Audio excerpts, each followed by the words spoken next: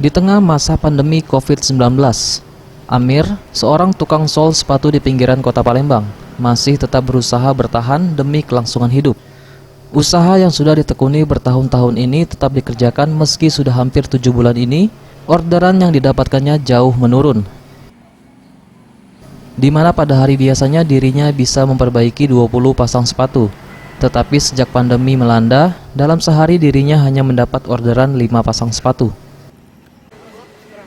Sebenarnya ada ketakutan akan tertular COVID-19. Namun dirinya tetap mematuhi anjuran pemerintah dengan menerapkan protokol kesehatan dengan tetap menggunakan masker, menjaga kebersihan tempatnya bekerja dan menjaga jarak. Oh iya banyak Pak, apa penurunannya sampai 50%. Ya, kesulitan itu pasti ada lah Pak. Tapi gimana lagi, ya kecewa enggak kecewa lah. Jelas kan dapat makan kan. Takut lah Pak, gimana lagi mau makan. Jelas kan jaga jarak, pakai masker, jangan lepas. Tetap patuhi protokol kesehatan dari pemerintah.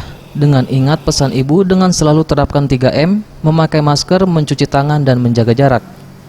Eza PM, Sriwijaya TV.